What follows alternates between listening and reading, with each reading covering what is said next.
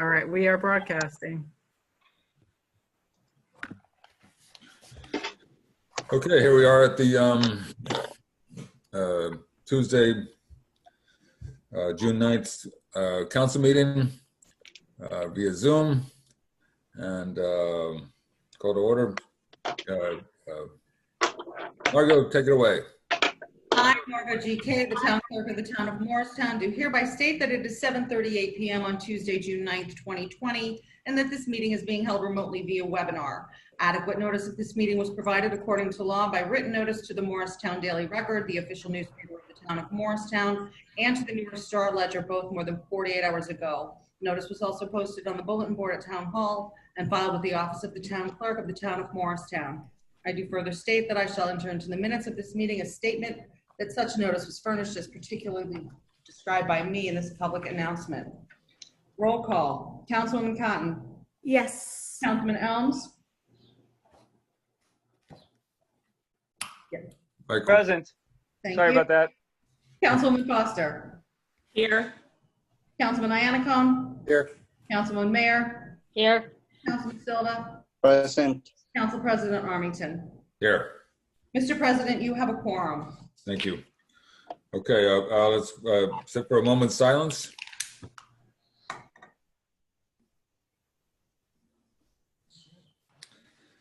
And we doing the Pledge of Allegiance again? Yes, okay, let's sit for the Pledge of Allegiance. I pledge allegiance to the flag of the United States of America and to the republic for which it stands, one nation, under God, indivisible, with liberty and justice for all. Okay, before we get started, I'd like to read the public announcement. Please be aware that public comment during the public hearing portions of this meeting will be moderated through the Zoom app. At the appropriate time, members of the public wishing to speak should indicate so by raising your hand in the app. You can find the raise your hand icon at the bottom left side of your screen. When it's your turn, the moderator will send a signal through the app and ask you to unmute yourself so that you may be heard. Tonight on the consent agenda, we have 3 items for approval. Unless a member of council would like to pull one out for separate consideration, I would ask for a motion to approve the consent agenda. I'll make a motion to approve the consent agenda. I'll second. Councilwoman Cotton, Yes. Councilman Elms, Yes. Councilman Foster, Yes. Councilman Iannacone, Yes.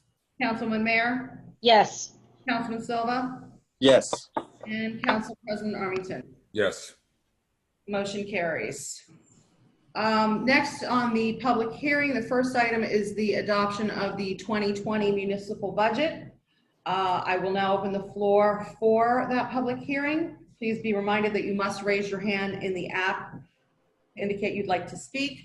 Kindly state your name and address and limit your comments to 5 minutes or less. Be advised that any derogatory comments targeting members of council and or administration may be ruled out of order. Ms. Barrick? I don't see any hands raised.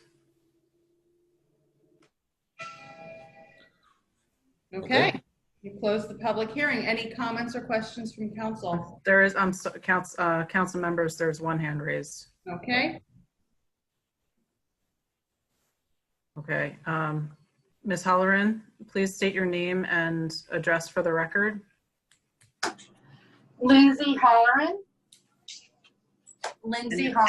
8 Flagler Street, Morristown, New Jersey. Okay. I have a couple questions and concerns about the budget. More so about M Station, what's going to happen because Deloitte is starting to lay off 5% of their workers. Is this going to be another failed headquarters plaza? I also Ms. Halloran, this is the public hearing about the budget, not about M Station. Sorry. Okay. So then where do I voice my opinion then about the violence that's going on in the second ward? So after the close of the public hearing on the adoption of the 2020 municipal budget, then we'll open up the public hearing for any other matter, and so you raise your hand in that session, and then you can talk about M Station or any other element. Okay, thank you. I didn't know. No problem. Ms. Barrick, any other members of the public? I do not see any other hands raised. Okay, I will now close the public hearing on the adoption of the 2020 municipal budget and open up the public hearing on any other matter. Again, please be reminded to keep your comments to 5 minutes or less. Any derogatory statements may be ruled out of order.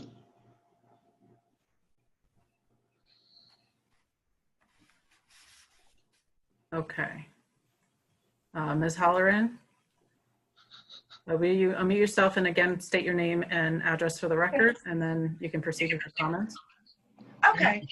8 Flagler Street, Morristown, New Jersey, 07960. My name is Lindsay Halloran.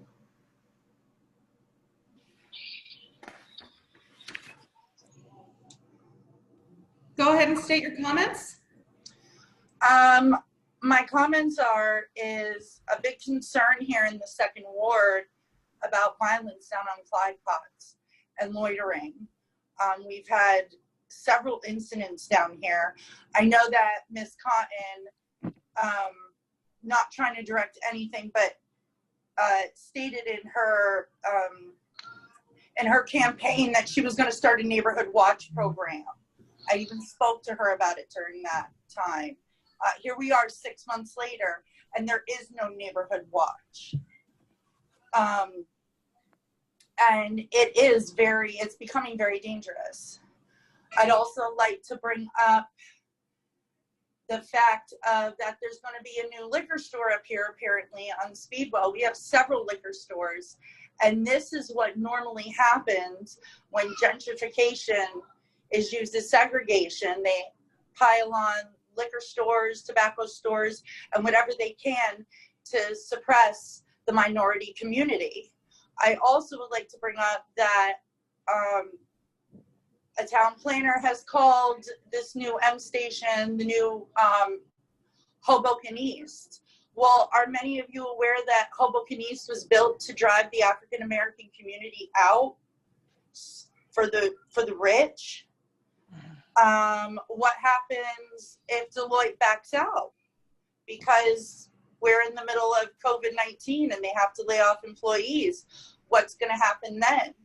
I really feel that a lot of promises and things are made during election times by Democrats in order to get the vote. But then once the vote is given, nothing is done.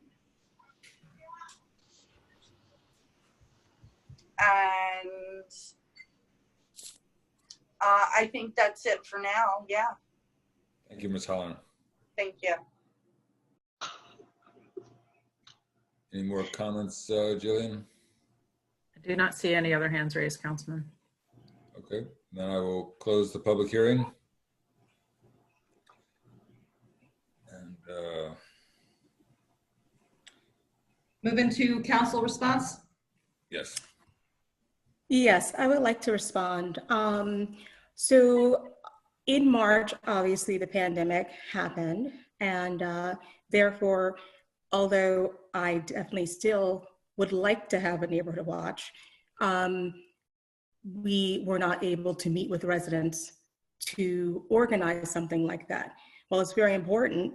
And so about anything happening on Clyde Potts Drive, so I did hear about something today regarding fights or something like that. And my question is, basically, if people are calling the housing authority to let them know, because where I live, I don't always hear certain incidents that happen. And so I think it's important that when you're aware of incidents taking place, that residents should really reach out to, number one, the police, and then the housing authority. And so I appreciate her concerns. That's a neighborhood that I live in as well. So I'm concerned about that when someone tells me. So thank you for bringing that information up. But we do need to utilize the Housing Authority as well as the Morristown Police Department and make phone calls. They will be anonymous, so people do not have to give their names when they call.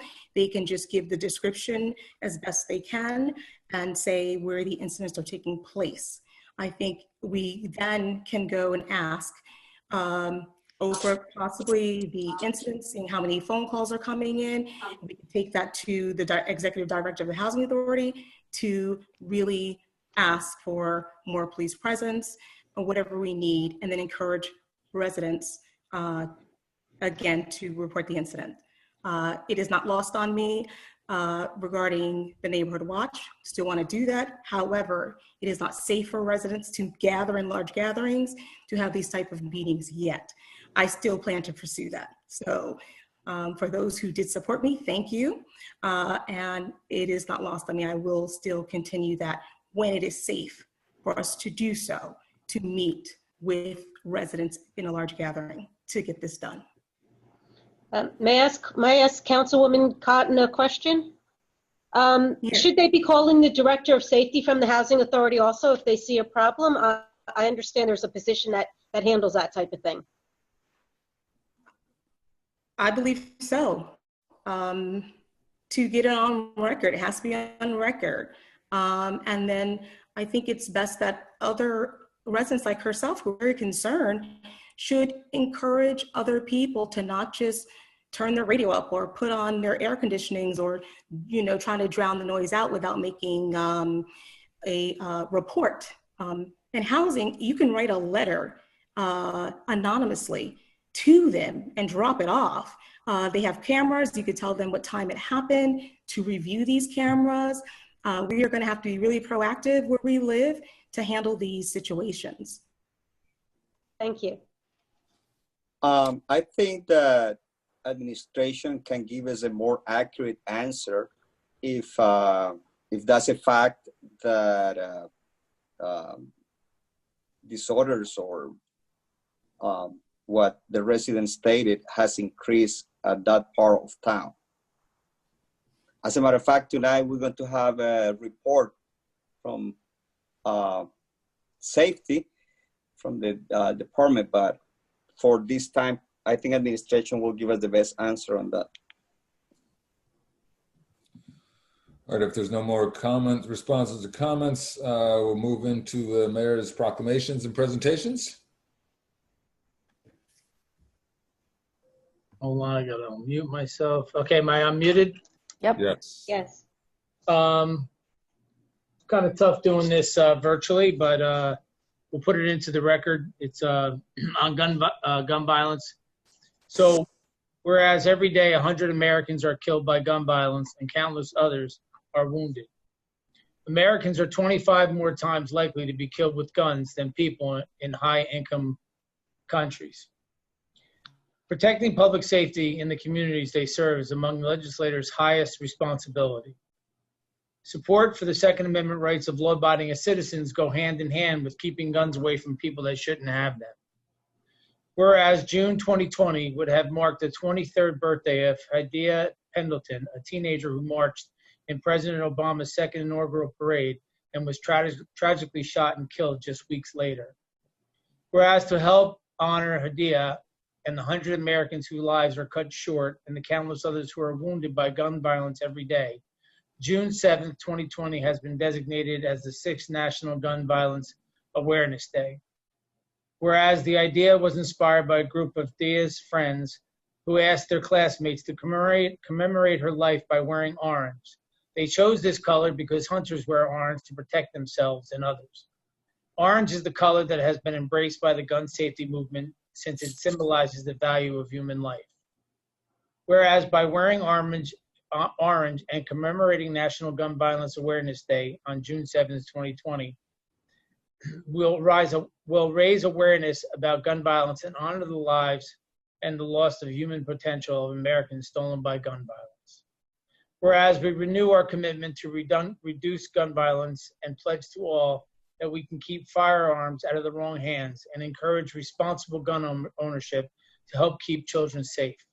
Now, therefore, I, Timothy Doherty, Mayor of the town of Morristown, do hereby proclaim the month of June 2020 as National Gun Violence Awareness Month in the town of Morristown, and I encourage Morristown residents to participate in promoting greater awareness about gun violence and gun safety. The governor and I both on the same day announced the day for gun violence awareness late last week. And like I said, it's for the month, and you know, when you read that, you know, 100 every day get killed by gun violence. It is, you know, just a terrible statistic. On that, I think I really don't have much else. The only other thing that I want the council to be aware of is all the new executive orders and the different things that the governor has done, whether it's lifting stay at home. Like I said before, I just had a restaurant send me a message thinking because they lifted it at home, you don't have to stay at home, you can go to a restaurant. You can't. It is not open, only outside dining starting the 15th. So make sure that you're letting your constituents know to check our Facebook website and Instagram, connect with us, and you'll get up-to-date, accurate information daily. Every day we post what the latest is. Our legal department monitors it every day to see what changes. The pools will open the 22nd. Limited camps, we're working through the guidelines of the camps now. We had a meeting today. We'll meet tomorrow. We'll meet Thursday, probably Friday, on the camps. It's very, it's a little bit discouraging on the camps. God bless you. Thank you. Bless you. And as far as the pools, Jillian, do we have guidelines yet? I have not seen guidelines. They were supposed to be out today. We have not seen them yet. So I don't know what the guidelines of the pool is going to be, but hopefully it'll be where the public can utilize the pool starting the 22nd. We're waiting on the guidelines. And really, that's about it. Just continue to practice things we're doing. More New Jersey's numbers are going down. Our numbers are very stable in Morristown. And it seems to be working what we've been doing for the last few months. The governor is opening up the state more. So hopefully there's not an uptick, but it seems to be dropping pretty rapidly in the state of New Jersey. But yet the news today, 19 or so states are seeing an uptick. 20,000 new cases in the country as of yesterday. So it's still an issue in a lot of other states. So continue to practice all the suggestions the CDC recommends and our governor recommends and the town recommends. I think that's about it. Thanks, sir. Moving into report of mayor and town officials, like the public safety annual report. Yes, let me bring Michael into the meeting.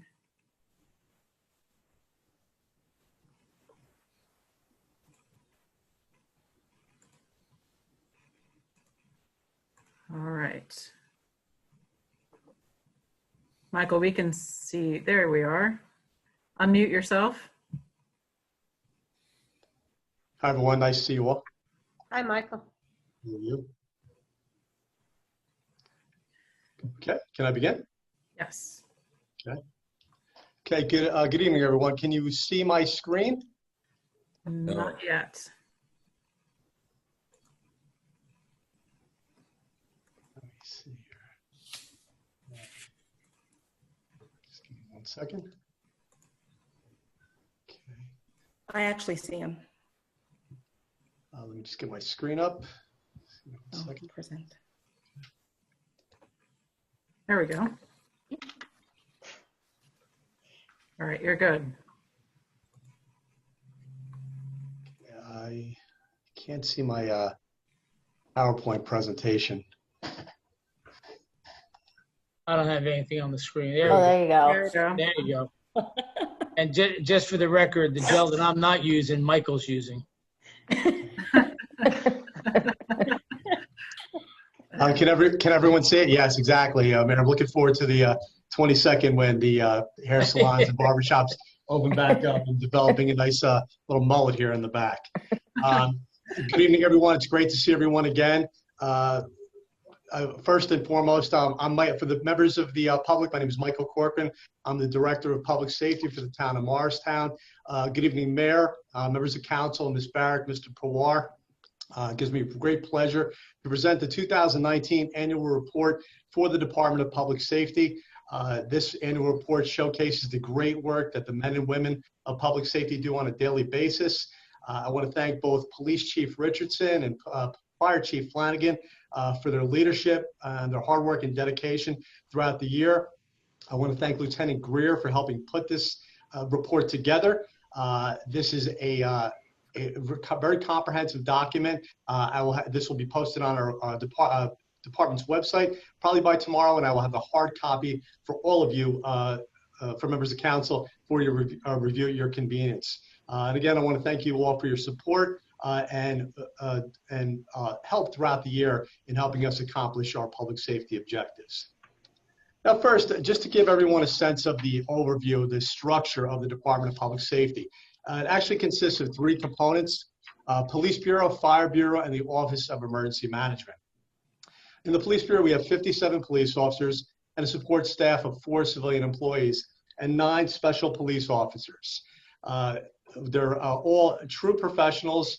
Our police officer, and also with respect to the Police Bureau, we've also just added 7 bicycle officers. So you're going to see them out and about more and more as we're now getting into the warmer weather.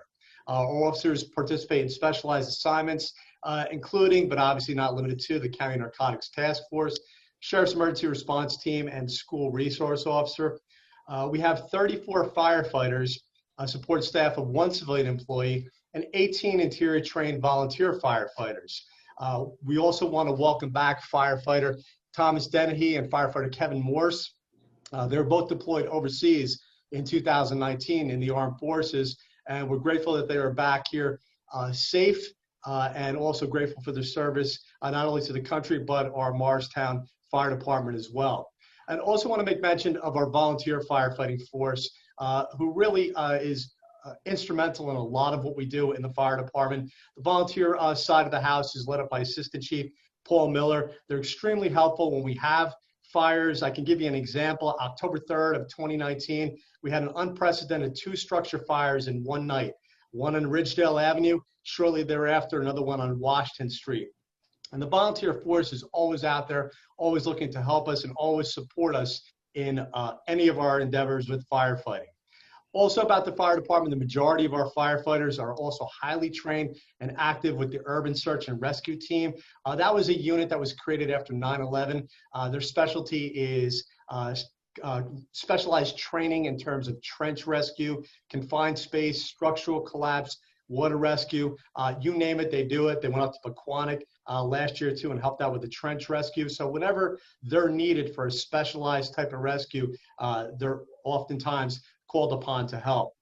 Our OEM, led up by our fire chief, he was really pushed into service hard and fast with the COVID-19 crisis this year. I know that's outside the scope of the 2019 report, but he was really helpful in terms of getting PPE to our residents under the mayor's leadership and getting information out to our residents as we navigated the waters of COVID-19. Now moving on to calls for service. For 2019, it maintained a really steady pace from 2018. 2019, the Police Bureau responded to approximately 45,000 calls for service. And those calls ranged from everything from motor vehicle accidents to crimes in progress, traffic enforcement sick calls, property checks, and a host of other police-related activity. Fire Bureau responded to almost 1,800 calls for service, and that includes everything from working fires, gas leaks, fire alarms, and other types of rescues. Now, department highlights. Now, these are just a few of our highlights, and the highlights from the department and the department report will be illustrated and explained a little bit further in the entire document. So I just want to touch on a few highlights from 2019. One thing we did is increase community engagement via our newly created and implemented social media platforms, both Facebook and Twitter. We added on to our existing platform of Nixle. By the end of 2019, we had almost 2,000 followers on our Facebook page. And we use it for everything from traffic advisories, putting out timely communications to our residents, other stakeholders that come through Morristown, crime prevention tips, and other important public safety information. So social media highway is definitely the way to communicate. News travels lightning fast, and you can communicate in real time. So that's been a real benefit, a real asset to us and the town by utilizing that. And whatever we do on public safety is also shared on the town's website too. So in essence, it's almost like a force multiplier for social media, if you will, in disseminating timely, real-time information. Second thing we did in terms of a highlight, we really wanted to bolster our recruiting efforts, particularly for minority applicants for the police officer exam. Now in Morristown, we're a civil service agency, and we're governed by New Jersey laws and rules and regulations of Title 4A. Nevertheless, we believe that the police department should be representative and reflective of the community it serves. So we took a proactive role in recruiting. We hosted an open house at the end of August of last year. We provided information sessions and alerted residents to the civil service testing dates. Hopefully, once we're going to get back to doing some hiring, we'll have an idea of hopefully our recruiting efforts did pay off. But the open house and our recruiting efforts, I think, were very well received by the community. Our fire inspectors conducted over 500 fire inspections last year. That includes initial, re-inspections, and complaint inspections. And we also have inspectors out during large-scale events. And they recently began commencing their inspections again this year. COVID-19 obviously created a different way of operating for all of us. So the fire inspectors are again going out there and resuming their inspections. And again, much like last year, overall crime decreased by 7% and by over 61% over a 10-year period. And that's a direct result of the hard work of the commitment and hard work of the men and women of the Police Bureau. Another important area, another important focus for highlights and initiatives is traffic safety. And a town like Morristown, where thousands of people come through here every day, not only in a motor vehicle, but also pedestrians traversing our streets. Traffic safety is always going to be a very important aspect of what we do in the Police Bureau. Last year, we received a grant from TransOptions, and we initiated a Street Smart campaign that was focused on pedestrian safety. And we conducted educational outreach. We conducted 10 separate educational outreach events. And with the grant, we were able to utilize that for grant-funded enforcement, which resulted in 449 pedestrian stops, 300 motor vehicle stops, 625 warnings, 141 summonses being issued as well. And we also utilized police decoys for the first time. So that person that you may see in a crosswalk may very well be a police officer. It was then, and likely will be once we're able to resume that. We've had a great partnership with TransOptions. They helped us with our media campaign. And if you can see in the right-hand corner of the slide too, we partner with TransOptions to establish educational information, both in English and Spanish. And what you see in the right-hand corner of the screen on the slide is for the beacon at Speedwell and Flagler. TransOptions was very helpful. We did a lot of outreach along the Speedwell corridor and within our Spanish-speaking community. And that's going to be part of any educational endeavor that involves public safety going forward. And I'll talk a little bit about, too, a little bit down the road, about Fire Prevention Week and our bilingual initiatives there as well. We were awarded a grant from last year, hopefully looking to get back out there and do some more educational events. I sit on the Bicycle and Pedestrian Task Force with Councilman Armington, so I'm sure sooner than later we'll be back meeting and discussing all things related to pedestrian and bicycle safety. With respect to quality of life initiatives, there's one quality of life initiative that I really wanted to highlight here. Morristown is a very vibrant community, a very busy central business district.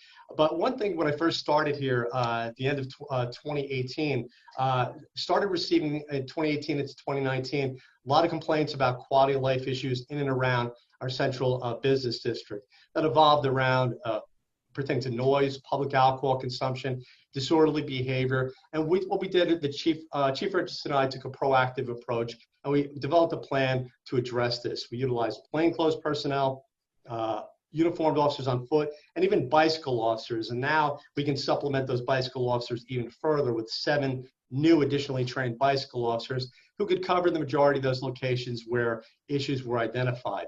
And by the end of the year, close to 250 summonses were issued for a host of violations, including noise, drinking in public, urinating in public, and disorderly conduct. And as we continue to come out of the COVID crisis and we continue to open back up, we'll make sure we monitor this very closely. Some more community initiatives. Now, the Department of Public Safety, Police, and Fire, we have obviously our operational responsibilities that we have to fulfill on a daily basis. Obviously, fighting crime, fighting fires, and doing all those things that are necessary to keep everyone safe. But also, what we've done last year, and this is just a couple things I want to highlight, some community initiatives. And this was done not only between the Police Bureau, but in collaboration with the PBA and FMBA, some really great initiatives for being out, being involved in the community. And I think that's an important aspect of public safety, is that you have to be involved in the community, you have to be invested in the community, and that goes a long way towards building relationships and building trust. First thing we did that went hand in hand with our recruitment drive was hosting an open house at the police station. That was at the end of August. And not only did we meet people who were interested in a career in law enforcement, but we also got to meet other people too that were just curious about policing and what we do. And this is something that we will plan to do in the future. Second initiatives out of the fire service, Sparky visits to Morristown Morristown Medical Center. That's the fire dog that goes and visits sick children in the hospital. Great initiative, spreading some cheer to kids who are sick in the hospital. And also the Toys for Tots program that is done by the FMBA every year to help those children who are less fortunate getting toys at the holiday season. Another initiative from the community initiative was Fire Prevention Week. Happens every October. If you go onto our Facebook site, you'll see a great video that talks about changing your batteries and smoke detectors. It's done by firefighter Nolan Bass and firefighter Alice Cadena. Provides the Spanish perspective, the Spanish-speaking translation of our message. So that's, again, something that we're going to do not only on our social media sites, but also we distribute literature both in English and in Spanish in order to educate our community. And then finally, I think I would say this is probably one of the real highlights of last year was the 3-on-3 basketball tournament, which was last July down at Caldwell Playground. And I really have to commend Detective Scott Pino and members of the PBA for this initiative. In April, there was a fire on Flagler that displaced some families.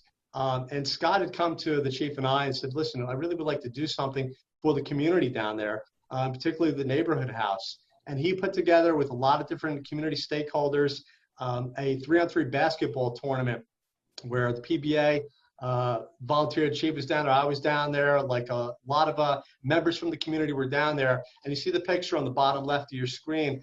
We had a great tournament and they raised over $5,000 to benefit the neighborhood house to help them continue their great community-based programs for our young people. So I can't commend Detective Pino enough for putting together that initiative. You see the presentation of the check right in the middle to Patrice Picard and Io Sanderson, the CEO of the neighborhood house. It was a great initiative. And I think that it goes a long way towards fostering and building those relationships with the community. Now, that's where we're at. I think those are the highlights, the initiatives that I wanted to discuss for 2019. But I want to shift to the present moment because I think that's really important in light of recent events that we discuss that from the Department of Public Safety, events that have gone on recently. And I want to start with our mission statement of the Police Bureau. It's the mission of the Morristown Bureau of Police to serve our citizens by enforcing the laws of the state of New Jersey and the ordinances of the town of Morristown, preserving the public peace, protecting life, property, promoting traffic safety, and engaging in activities that benefit all in our community, from our youth to our senior citizens, through programs of education, crime prevention, and to accomplish these goals by adhering to core set of values that include integrity, honesty, fairness, respect, and compassion. Now, these are bedrock principles, and these are the core values are what guides us in all of our actions. I realize, members of the Police and Fire Bureau realize, our leadership realizes that we have to earn our badge every day. And the only way you do that is by treating people fairly and with dignity and respect. Now, towards that end, I've heard a lot of discussion over the past couple weeks about police reform, and policing definitely needs to reform. But I don't know if you're aware, but I want to bring to your attention that New Jersey has an Excellence in Policing initiative, and this was enacted in December of 2019. And New Jersey, rest assured, is way ahead of the country in terms of police reform. And while other states have been talking about it, we are already well into it. And there's 3 pillars of the Excellence in Policing initiative. It deals with professionalism, accountability, and transparency. Some of the objectives are increasing law enforcement training, identifying early warning signs for at-risk officers, accountability, ensuring that independent investigations and independent prosecutors are appointed for officer-involved shootings. And the state is feverishly talking about a police licensing program for police officers, where they're going to be mandated to take additional continuing legal education courses. As an attorney, I'm required to take 24 hours of continuing legal education classes every 2 years. New Jersey is similarly going to be going that route as well. The Attorney General was on with the governor that day, and that is the path that we are going down.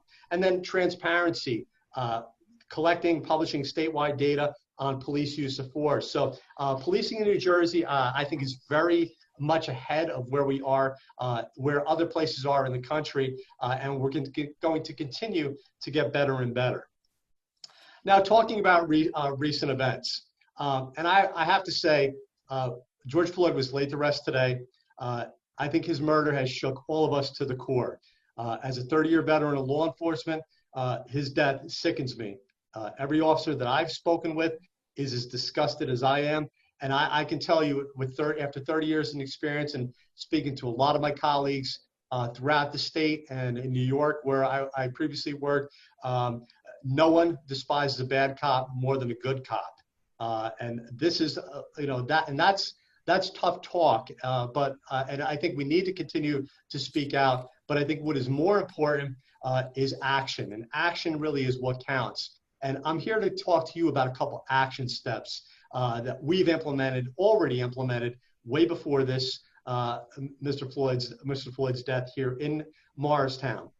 Last year around this time, Chief Richardson and I, some members of the Police Bureau, met with the Interfaith Clergy Council in the basement of the Calvary Church. And we talked about fair and impartial policing and addressing potential biases. And after I left that meeting, I worked with the chief, and we were able to secure a grant for training it's actually titled Fair and Impartial Policing. And we took advanced training in fall of 2019 at Centenary University. Command staff, officers, and a couple members of the clergy were in attendance. A key goal of the training was to further our agency's efforts and to strengthen the relationship with the diverse community that we serve. And our police officers went through a version of that training also at the Morris County Police Academy. And this is going to be ongoing. We're going to continue this training for our officers. Our officers are also required by what's called the CLEAR Directive, Community Law Enforcement Affirmative Relations Program, to take required courses in diversity, cultural awareness, de-escalation. So this is something where we're really ahead of the curve in New Jersey. Really important aspect I want to touch on with fair and impartial policing is the Morristown Police Bureau's use of force policy. And it is more restrictive than the current state policy, and it has been since October of last year.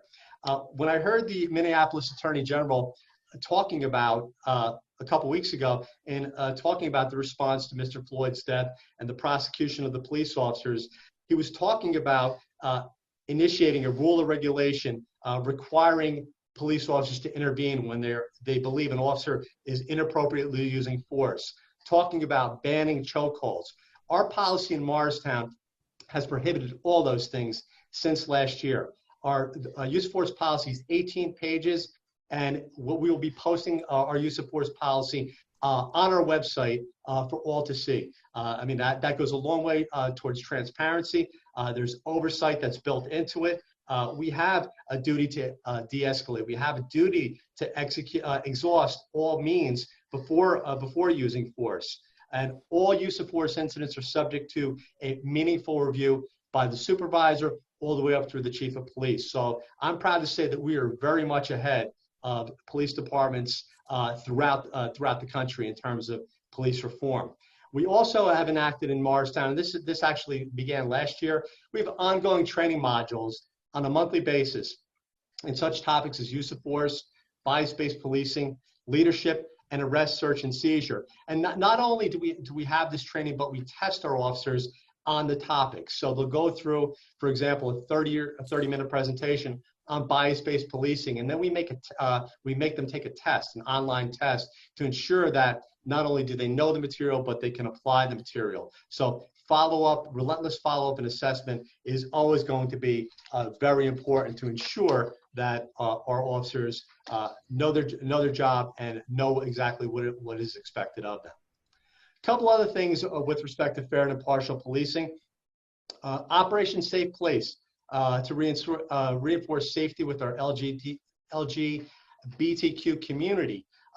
This was enacted under Mayor Doherty's leadership, and we were the first department in New Jersey to do this, to enact this initiative. And you see the sticker in the top right-hand of your corner. And what it is, it's businesses will place this on the doors of their business, and it's to allow the LGBTQ community to feel safe. It's, in essence, it's a safe haven if they feel threatened in any way. And the people who are part of this initiative will immediately call the police. So it's another form of outreach that we're working on in terms of reaching that part of the community. We have ongoing community outreach through Coffee with a Cop programs to build trust and relationships. Obviously, COVID-19 threw us a bit of a curveball temporarily. We hope to resume our Coffee with a Cop program in the fall. We had one scheduled towards the end of March. I believe it was for Dunkin' Donuts down on Morris. So we're looking to resurrect that probably sometime in the fall. Also, form of outreach last year, we instituted vertical patrols of our senior buildings in order to build those relationships with our senior citizens and just to talk to them and ensure that they always feel safe and that we had a police presence in the senior building. And another, I guess, critical component of fair and impartial policing is that Morristown Police Department was the first in Morris County and one of the first in the state to implement body-worn cameras for our police officers. And while other departments throughout the country are talking about it, we've been doing it, and we've had a body-worn camera program here for about 5 years now.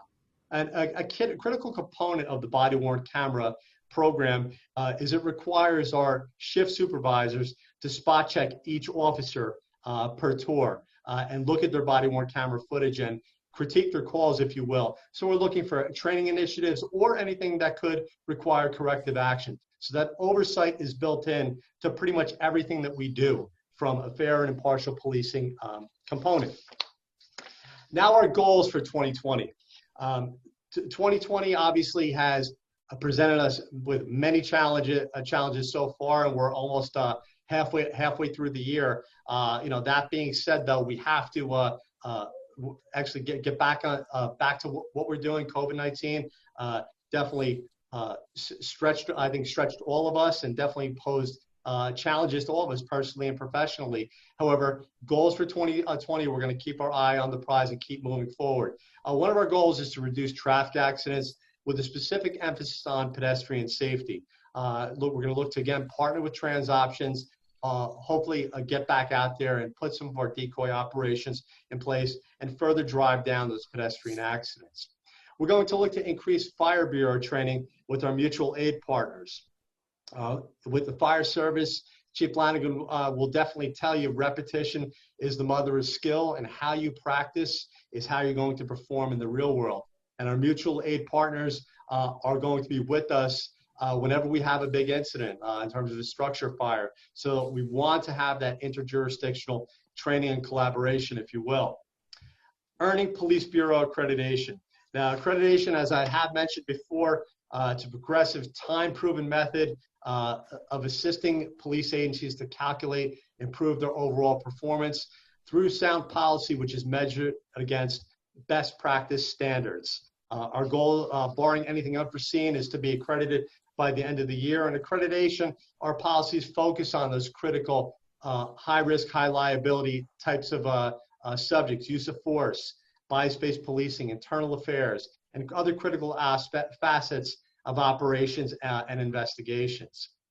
And then finally, we're going to look to continue our community outreach efforts. The chief and I have had a conversation about implementing a Citizens Police Academy for 2021.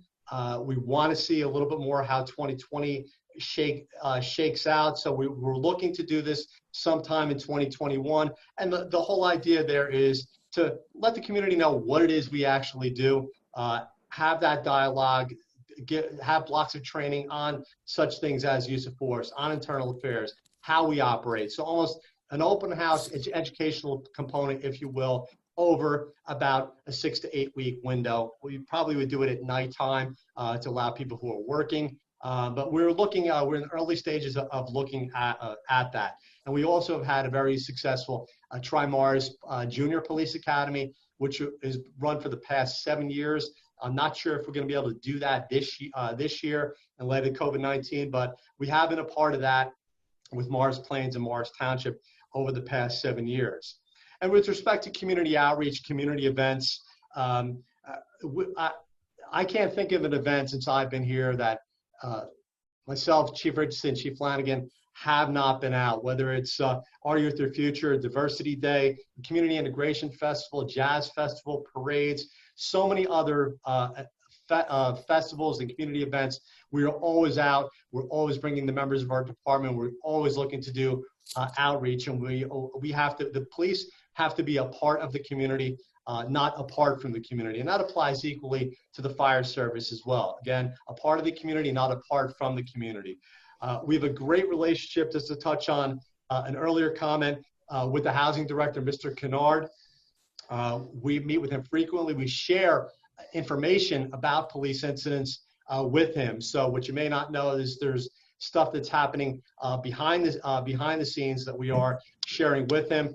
And right before we entered the COVID-19 pandemic, we did meet him, and we were in discussions about standing up a police satellite office, if you will, in the Marion Sally Center. And we had talked about that last year, and we met right before COVID hit. And that's something that we are going to continue to pursue, standing up that substation, if you will, that will not only help serve that community, but also serve that northern northern community, northern part of town by extension. I think it's a great initiative. Councilwoman Cotton, I look forward to partnering with you on any neighborhood watch initiative that you may want us to be involved in. Be happy to assist you and any of the other residents with that. If anyone has any concerns at all, please feel free to call the police anytime. The non-emergency number, 973-538-2200, and 911 for emergencies. You can remain anonymous. I've spoken to Chief Richardson. We have maintained a presence in Manahan Village. We've had a couple disputes down there, but we have been down there. We have been addressing. We're going to continue our presence down there in Manahan Village, and again, serve everyone with dignity and respect. That is just the highlights from 2019. A little bit about the present time and the tragic death of George Floyd and where we're going for 2020. You have to work at this every day. The chiefs and I, we meet on a daily basis. We meet with our command staffs, and we can never rest on our laurels. We have to earn trust every day. We have to go seek to get better and better every day.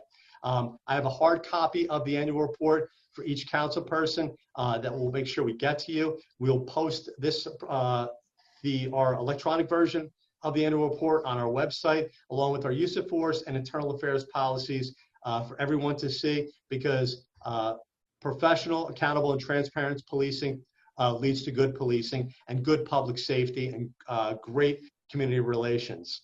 And finally, I just want to thank Mayor Doherty for your faith and your support. Thank Mr.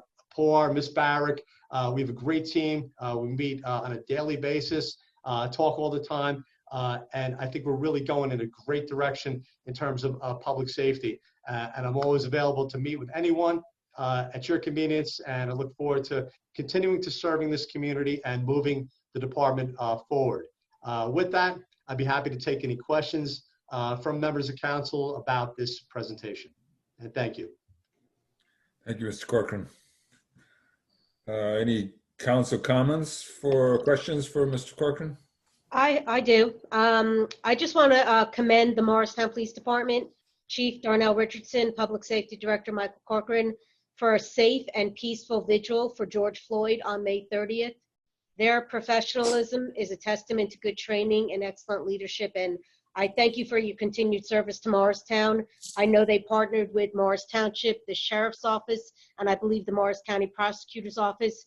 It was a very safe and peaceful event, and it was very successful, and it was incredible to be a part of, and I thank them for that.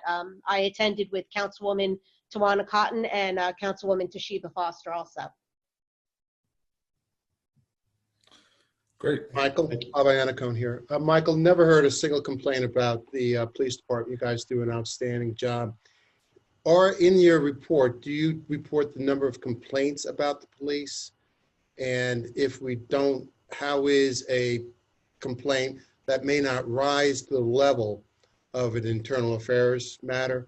How is that complaint handled and communicated?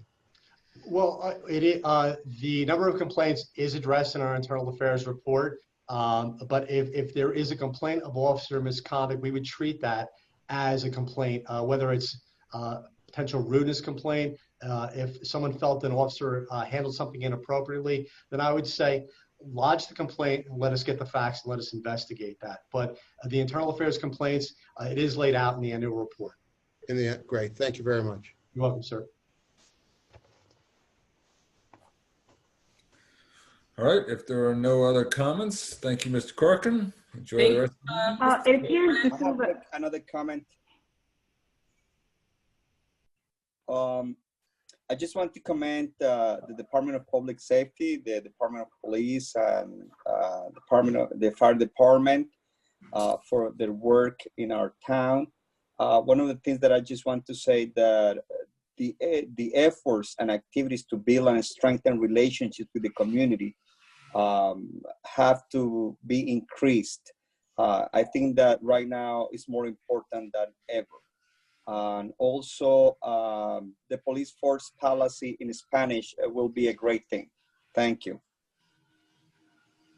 I'd just like to say thank you for the well put together presentation on, everything that you and the police force and fire and OEM, worked on 2019 and what you were looking to accomplish for 2020. And we look forward to seeing what the rest of the year and next year will bring in terms of good community policing. I think that our police department has done a fabulous job, as Councilwoman Sandy stated, especially, with the, the protest and just how they deal with our residents on a daily basis. And I haven't received complaints, from anybody about, how the public or, the residents are treated. And so your guys' efforts don't go unnoticed. And I'm very thankful for everything and all the support that you give our Youth Their Future. You always help make that event a good success. And so we appreciate everything that you do.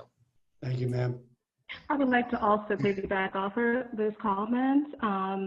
Excellent presentation. And it is nice to know that there is a relationship with the Housing Authority, that you're in communication with him on a regular basis. I think that the residents in Manningham Village who have these complaints and fears of these disturbances or fights that are happening, they want that will help them feel comfortable knowing that someone's talking about it. It is being addressed.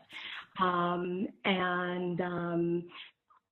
am thrilled to know that there's been talks of a police satellite office at the Marion Valley Center.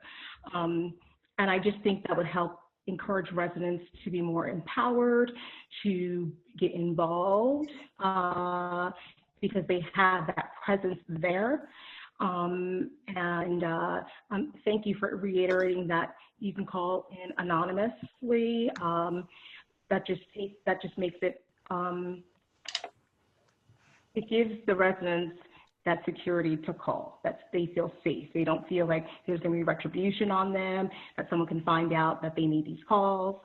I also wanted to mention, I heard you say about the Junior Police Academy in the other towns. It would be really nice if that program, you can bring that to Morristown. I mean, I know that's down the line, but I'm sure residents and their children would appreciate that program. So thank you. Absolutely. We'll definitely take a look at that, ma'am. Thank you. Any other comments from council? Okay. Council All right. President, Yes. just one quick comment, if I may. Sure. Saturday night, there was another protest on the Green. It was an original protest that was canceled, but the police chief and the fire chief and the public safety director thought it would probably be good to maximize the effort to make sure that there was presence out there in case there was. We had over 100 people to start. I want to commend the police and the fire. They were prepared. I also want to commend the police department for talking to the people that were there marching, get them set up from the courthouse down to the Green, and for their patience and tolerance. The people marched. I was there for about 2 hours. They went around the Green. They must have went around the Green 100 times. And it was a peaceful protest, and everybody did their job, and very cooperative. And those are the things you don't hear about. It wasn't this giant protest, but they were out there. They were communicative. They were there to support the public and support the protesters, which is the real, what I'm trying to put across here is that it's not only that they're policing, but they're also very supportive of the community for any reason. And I just wanted to let them know that that was not forgotten. That was last Saturday night. Didn't make a lot of press, but they were out there doing their job and keeping people that were protesting safe and the public around safe, and they did their job well. Thank you. Thank you, Mayor. With that, do we have a presentation on the bond anticipation note certificate of determination?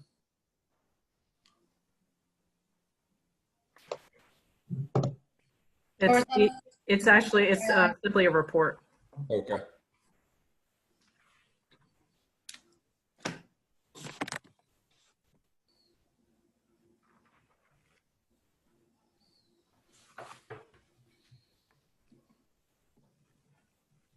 Councilman, it's a written report. There's no Oh, presentation. it's a written report. Okay, I got it. Okay.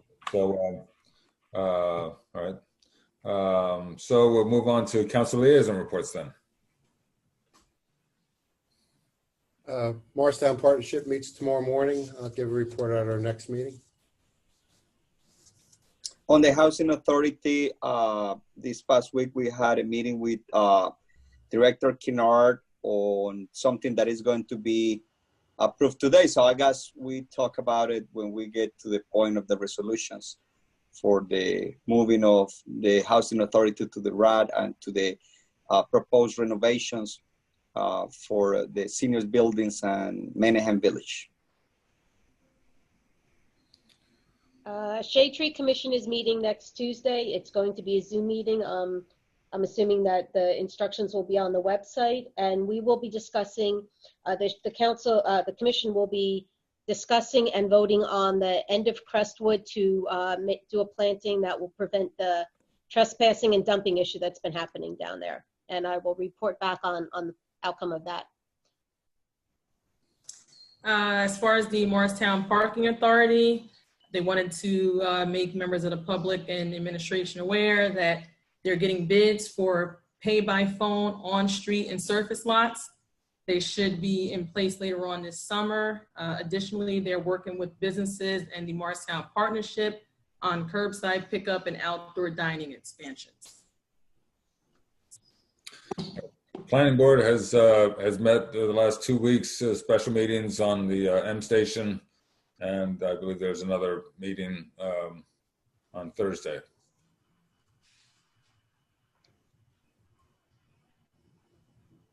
Yes, I would like to state that the Morristown Environmental Commission will meet via Zoom for the first time.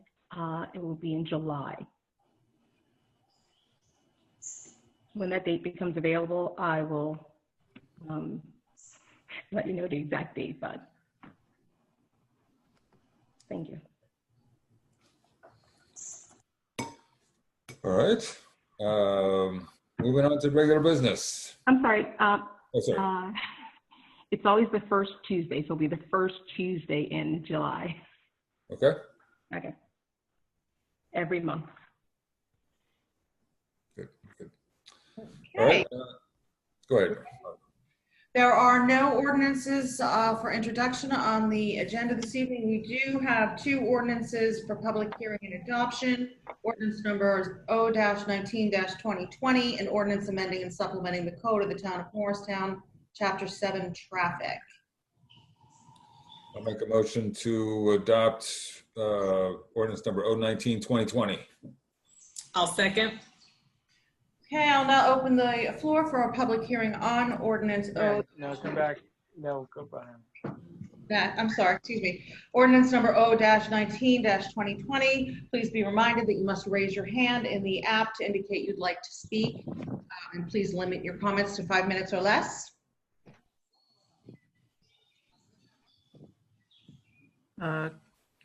Council President, I don't see any hands raised. Okay, we'll close the public hearing. Close the public hearing. Any comments or questions from council? Okay, on the adoption of ordinance O-19-2020, Councilwoman Cotton. Yes. Councilman Holmes. Yes. Councilwoman Foster. Yes. Councilman Iannacone. Yes. Councilwoman Mayer. Yes. Councilman Silva. Yes. Council President Armington. Yes. Ordinance O-19-2020 is adopted. Ordinance number O-20-2020, an ordinance amending and supplementing the code of the town of Morristown, Chapter 7, traffic. May I have a motion to adopt? I'll make a motion to adopt O-20-2020. I'll second. I will now open up the floor for a public hearing on ordinance O-20-2020.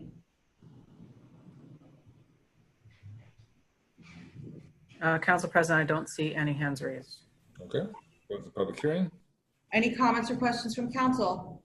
Was it ever looked into that the size of the vehicle could change as it had before? I know Councilman Iannacone had asked that 2 weeks ago. Or is that not an option with the contractor? We looked at that. The size of the vehicle has not changed. It's no larger or smaller than it previously was. It's the same. It's the vendor that collects the town's trash, Blue Diamond. Also, there was a notice that was distributed to the public. I know I had a conversation with Councilwoman Foster after the previous meeting. That notice was not distributed by the town nor by the property owner. It was distributed by a resident of the house of the complex, and the misinformation was corrected with the resident.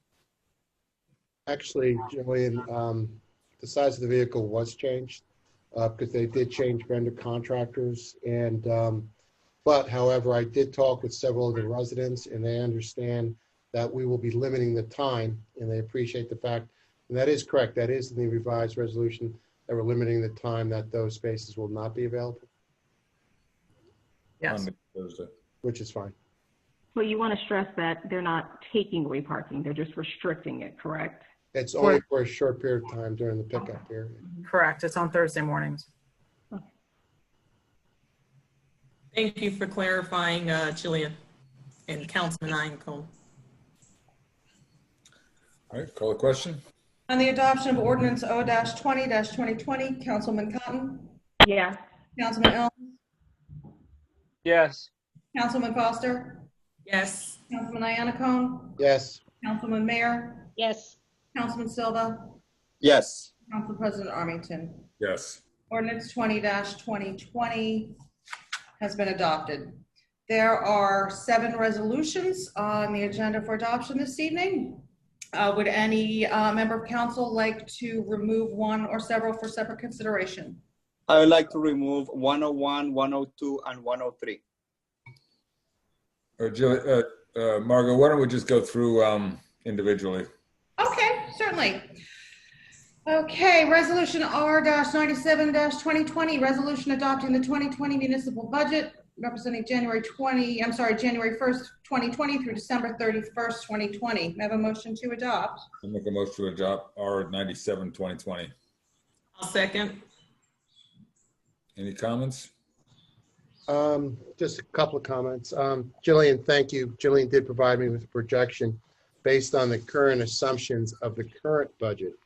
I think the council should be aware that I think the administration's done a very good job in preparing this budget, but we are staying a budget increase by using our reserves. As we know, with the budget, we're using our reserves to balance the budget, which does deplete the reserves for future use. Nevertheless, I agree that if you're going to do that, this is the time that we should be doing that, given the condition of our town at this point with the COVID crisis. That being said, I do think that we all just have to be aware that we have a job ahead of us to not only support the administration in their review of expenses going forward, but also in our generation of revenue and protection of revenue sources. But overall, I think they did a good job with this budget. It's the cuts in the budget by administration are noticeable, and I think a lot of hard work went into this budget. Thank you. Anyone else? Okay, call the question. On the adoption of resolution 97-2020, Councilwoman Cotton, Yes. Councilman Elms, Yes. Councilman Foster, Yes. Councilman Iannacone, Yes. Councilwoman Mayor, Yes. Councilman Silva, Yes. Council President Armington. Yes. Resolution is adopted. Resolution number R-98-2020, resolution temporarily amending Chapter 4, Section 5 of the Town Code entitled Sidewalk Cafes. May I have a motion to adopt? I'll make a motion to adopt R 98/2020. I'll second. So I had some conversations with the administration and Vij. I'm concerned about the last paragraph in the resolution that says the town business administrator, in consultation with the town attorney, may further waive additional provisions of Chapter 4, Section 5, and may enact such other regulations as are appropriate to maintain order, enhance public safety, and to help the town's restaurants during this global health crisis. My concern, I have no reason to suspect any concerns, except the fact that it's an extremely open-ended granting of executive power, which essentially eliminates, in my view, any checks and balances that the council has on the power of the mayor and the administration. It also eliminates all public input into any future regulations, presumably through the end of 2020, that the administration chooses to enact. So those are my concerns.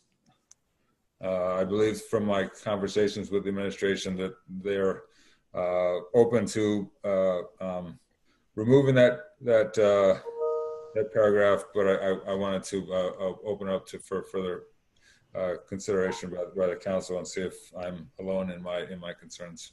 I actually join in your concerns. I believe that language is overly broad, and I do think that it is something that takes away the authority of the council, what we were elected to do. I'm very concerned about the removal of public comment and the opportunity for public comment. I do understand that we want to get this passed expeditiously, but I also understand that the businesses in town want to get back in business as quickly as possible. And we do want to work with them to get them back in business. We want to see these businesses continue to start generate revenue and secure their futures. That being said, I think the council is very, very supportive of any expedited process where the applications are submitted. I would strongly suggest that there's a deadline put in place for the applications to be submitted, and that the applications are actually reviewed in total, i.e., so that the administration and the council can get the full impact of what we can do in terms to create more outdoor space, that respects the requirements, as the mayor has mentioned numerous times, for social distancing. I think that we can still fulfill our job of actually reviewing these applications in an expeditious manner and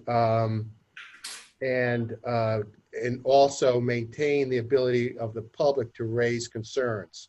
Our downtown is shared by residents along with the businesses, and the residences may have concerns. So what I would suggest is, I agree that the last paragraph is overbroad.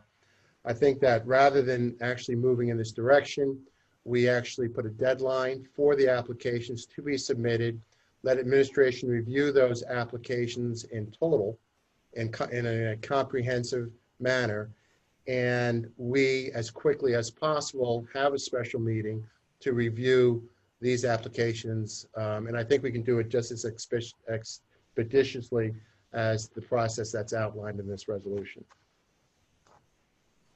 Council President, can I jump in quickly? Sure. You and I had a conversation before the meeting started, and I recommended that it's the second to last paragraph. Oh, yes. Can be removed. It doesn't take away from the objective. The objective is to get to enforce Governor Murphy's Executive Order 150. It allows for outdoor dining. There are businesses that are calling and talking about submitting applications. Some of them have to go through ABC because of the new temporary regulation that's been allowed by Governor Murphy. So it's on a rolling basis that applications are coming in. So that's the purpose of this resolution. And I am okay, and I think the administration is okay, Jillian, Mayor, if we revise the resolution to remove the second to last paragraph that you had concerns with. Thank you. All right. I think that following up on Bob's comments, if there are elements of the chapter that you anticipate granting waivers for, that would be helpful. Moving forward. I assume that the waiving of the application fee and some other elements that really wouldn't have any adverse effect on the other users of the downtown. That's really my concern, that the public and the council get a better sense of what you anticipate waiving. And it be done in more of a public process, but I think we can move ahead. Or I guess I would be inclined to get the council's support to amend the resolution to remove the second to last, be it further resolved paragraph, and vote on it if that's where we want to go. Councilman, if I may piggyback on Bija's comments, the intent of the resolution, again, was to be responsive to the most recent executive order and the guidance that was issued at the end of last week, for which we had very, very little time to respond to. Right. And the businesses are still really trying to determine how they're going to respond to that guidance and try to make the best use of outdoor space to continue their businesses. We're getting applications daily. We've gotten a few even this afternoon in the last few hours, in an effort to try to expand the outdoor space. Many of them are, beyond the borders that would ordinarily be required in the sidewalk cafe ordinance. Some of them are certainly non-traditional. I know that there's at least 2 that have not had a sidewalk cafe permit before because their sidewalk in front of their business doesn't lend itself to meet 10-foot buffer requirements and some other things. Given that the outdoor dining is allowed, the first day is on Monday or the 15th. That's, more than a week before the next council meeting. So this was an effort to try to be flexible. However, if the council wants to go through another process and do special meetings, we can certainly work with you on that. I just want to make sure that, whatever process we decide on, we're able to be responsive to the businesses in a timely manner so that they can, I don't necessarily think that that's necessary. I think it's more just perhaps just informal communication with the council and the liaison to the partnership. I think part of my primary concern is that there is sufficient sidewalk width for people to get by, and some sidewalks are, what is the minimum sidewalk width that the administration would consider? I have a lot of faith in you, but I also know that the dilemma of fielding continual complaints and concerns about opening up, and I want to be on the same page when we grant significant waivers. So, Hey, Jillian. Certainly, yes. Jillian, would you have any objection? I'm the liaison to the partnership. Would you have any, just keep me in the loop on the applications. And if there is concerns on the applications, just let us voice. I'll work with the council if I see any area where I think there may be a concern, to actually act as that channel of communication, not just with the partnership, but also with other council members.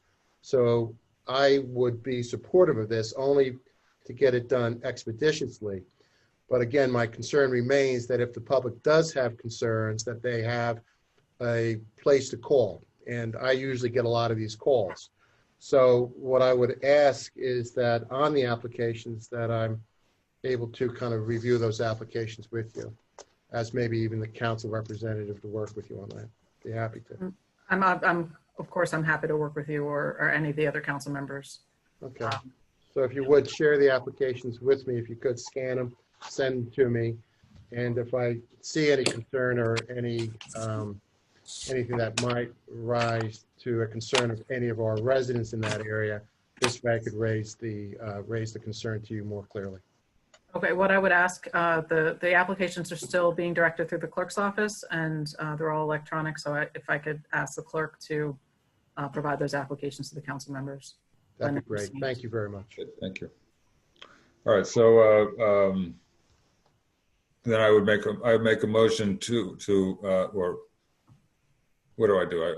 I pull my original resolution, my support, and make a motion to amend the resolution.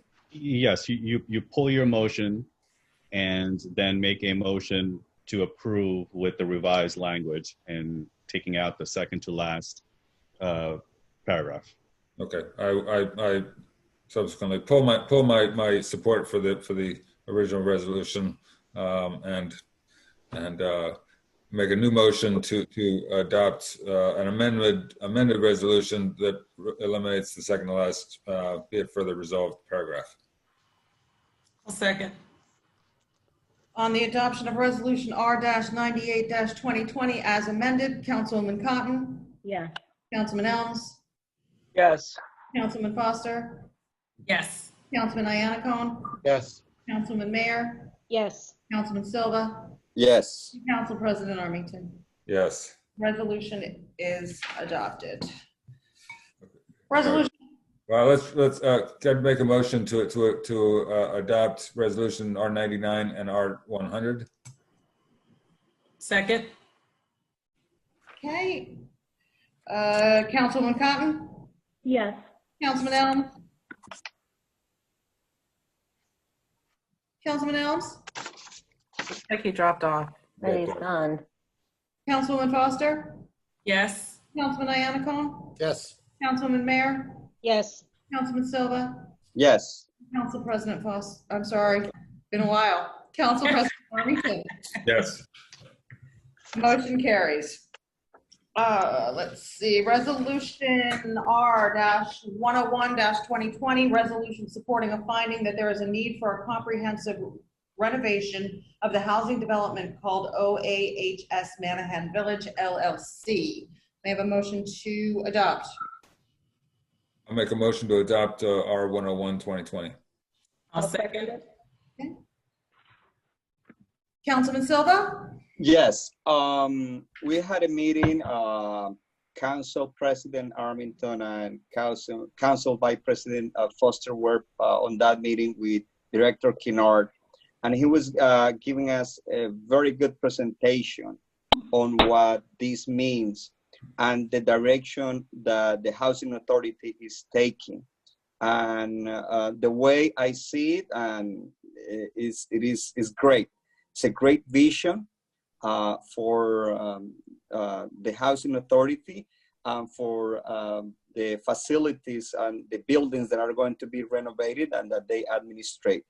And I'm sure that Council President and Vice President want to say something about it, but I just want to briefly say that moving from Housing Authority to RAD is a great thing, because the Housing Authority, or what Mr. Kennard and his team are doing, will be improved, in which they won't be managing, but they will be working on another level, which is the vision of Mr. Kennard, and it's the greatest vision to help people to make their lives better, to prosper, to progress, and not only to provide affordable housing, but also to help them to improve their lives in other ways. So the burden of management is taken and is passing on to the developer that is going to be contracted. Then Mr. Kennard and his staff at the office will be working on another capacity, doing a job that he cannot do right now, because most of the energy and time and everything is taken by the work of managing and fixing and so on. And also these buildings, which are past overdue on being maintained, are going to be renewed. When we saw the project and the presentation with what they're going to look, I mean, it's great.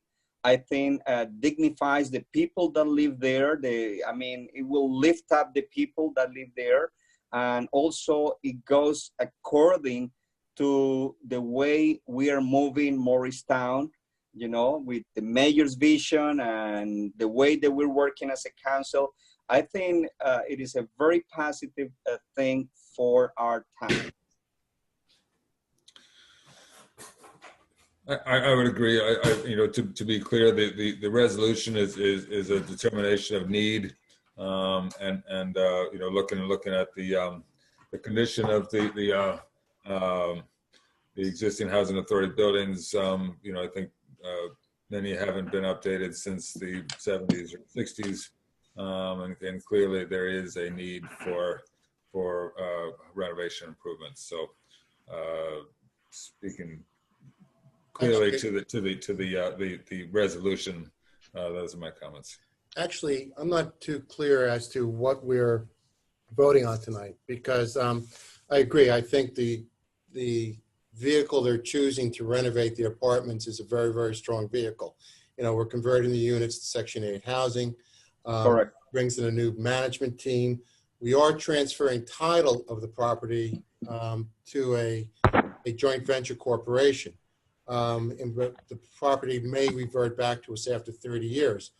But it's my understanding that what we're actually voting on tonight, if I read the resolution, and maybe Vij, you can explain it, the resolution is really just making a conclusion that we find that the two buildings, or the two complexes, which basically is maybe three buildings, are in need of renovation, and that's the conclusion we're making. But this is a separate authority, so we're not endorsing or authorizing the housing authority with this resolution, are we, Vij? The thing is that this is necessary for they to continue moving. This is a requisite.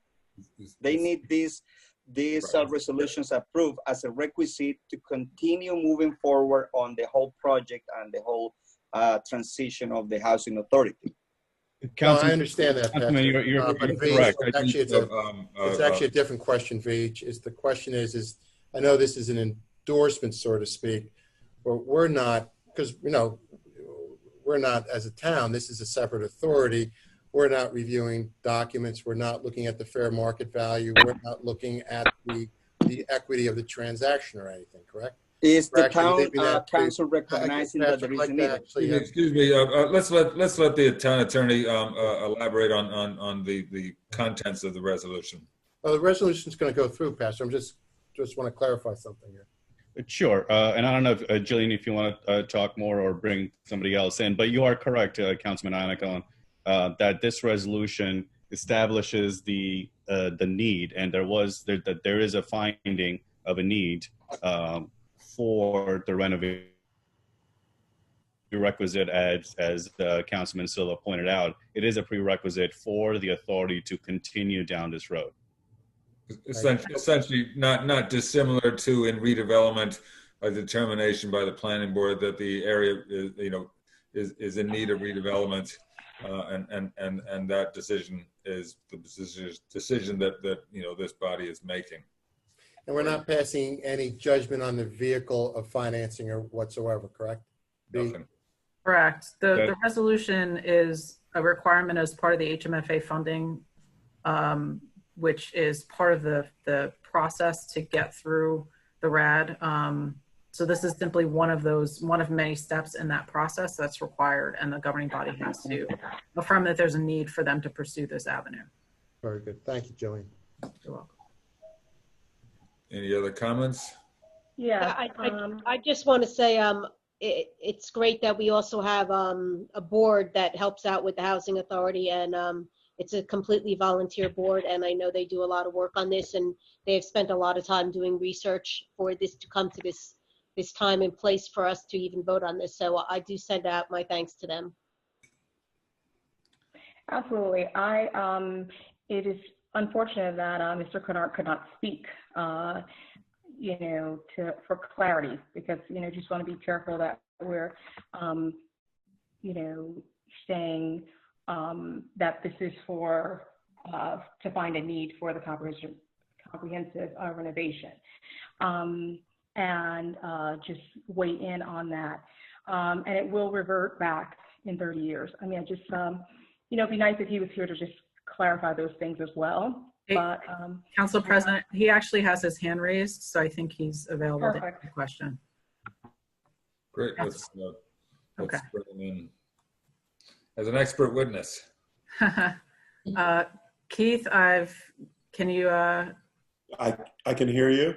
There you go. We can hear you too. All right.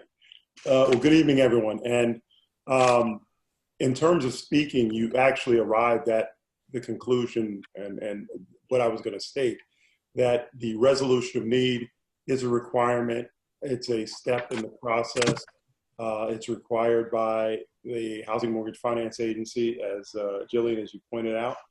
And it's also required by HUD as we move forward with the financing plan. It does no more or no less than to simply state that the municipality, the town, or the city in which public affordable housing sits in needs the improvements, whether it's new development or rehab, that is planned to go on. That's what that does. It does not second guess the selection process or all the other things that are taking place. That's really under the auspices of the board of the Housing Authority, the Department of Housing and Urban Development, and the executive director. But the resolution of need is critical in terms of moving to the next step. Any other questions or comments from council? All right, Margot, call the question. On the adoption of resolution R-101-2020, Councilwoman Cotton. Yes. Councilman Elms rejoined. No. Councilwoman Foster. Yes. Councilman Iannacone. Yes. Councilwoman Mayer. Yes. Councilman Silva. Yes. Council President Armington. Yes. Hey, Margot, I just want to let you know that Councilman Elms did text me and said his computer ran out of power. to apologize and that he will try to log back on. Oh, thank you. Resolution R-102-2020, resolution supporting a finding that there is a need for a comprehensive renovation of the housing development called OAHS Senior Village LLC. May I have a motion to, motion to adopt? I'll make a motion to adopt R 102, 2020. I'll second. Are there any additional comments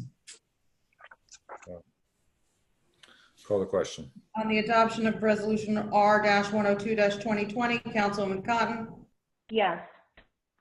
Councilman Elms, still not with us. There he is. Councilman Foster, Yes. Councilman Iannaccone, Yes. Councilman Mayor, Yes. Councilwoman Silva, Yes. and Council President Armington. Yes. Resolution is adopted. Resolution R-103-2020, resolution authorizing award of contract to Nassau Capital Advisors LLC for financial advisory services in connection with redevelopment projects. May I have a motion to adopt? I'll make a motion to adopt R 103, 2020. I'll second. Second. Can you, can you, administration, just explain what the additional professional services are for? Absolutely. We received another application for a pilot for the project on Morris Street from Hampshire that requires financial advisory services. We also, the analysis for the M Station project, we've had many meetings so far, and we're in the need to expand our contract. So rather than doing two separate contracts, we're asking for one broader contract to accommodate both of those projects and potentially any future unknown pilots to come for the rest of the year. But at this point, we only have those two applications that I expect that Nassau will be addressing. And again, as stated in the resolution, their services would be paid for by the applicants themselves through escrow fees. So Jillian, this is the same company that we approved a few months ago, but it's an Yes. expansion of the fee. Yeah, for M Station, correct. And what pilot applications have we received? There's two. There's one for M Station and there's one for the Morris Street project from Hampshire. So it's both, okay, and the cost of this, our position on this will be borne by the developer? The cost will be borne 100% by the developer through escrow. And it's not just looking at the pilot, does it also look at the other application or the other resolution that we had passed? It was also represented that they would also be assisting us in doing the evaluation of other financial aspects of the projects, that the retention was not just for pilot evaluation, but it was also to look at some of the other financial impacts and the cost of those impacts that those projects might have on the community? That is correct. Call the question, Margaret? On the adoption of resolution R-103-2020, Councilwoman Cotton, Yes. Councilman Elms, Yes. Councilwoman Foster, Yes. Councilman Iannaccone, Yes. Councilwoman Mayor, Yes. Councilman Silva, Yes. Council President Armington. Yes. Resolution 103-2020 is adopted. Margot, quick question. How many resolutions did I miss? My computer died. 99, 100, 101, and 102. 4. Okay. There's no unfinished business. There's no new business. Wait, Stefan, can I just add something for new business? Not really new business, but I just want the constituents in Ward 4 to know that I've been in contact with JCP&L. We've been having a series of power outages on and off in this area, and they are looking into the system to find out why we have so many outages. They are going along and trimming a lot of branches to try to cut down on the issue, and they will be in contact, and I will ask anybody who knows that they've had a power outage or is concerned about it in my ward to please email me at my town email, and I will certainly add it to the list, and JCP&L will be informed. Council President. Yes, sir. Councilwoman Mayor, is the business administrator aware of this? Yes, she is. Jillian, get a report from Carol on, because I usually get notified of the outages when it's over in that district. And I want to see a compare. I want to see how many outages compare. You know, give me a 5-year comparison Okay. on outages. Thank you. Jillian, one other thing. I know, thank you guys for the violations with reference to Shady Lane. 1 Shady Lane have been issued. Can you clarify the court date? What's the court date, the anticipated court date for those violations? July 14. July 14th. Thank you very much. You're welcome. Anything else from council? No? I'll make a motion to adjourn. Second. All in favor? Aye. Aye. Opposed? Meeting is adjourned. Thank you. Good night, everyone. Thank you. All right.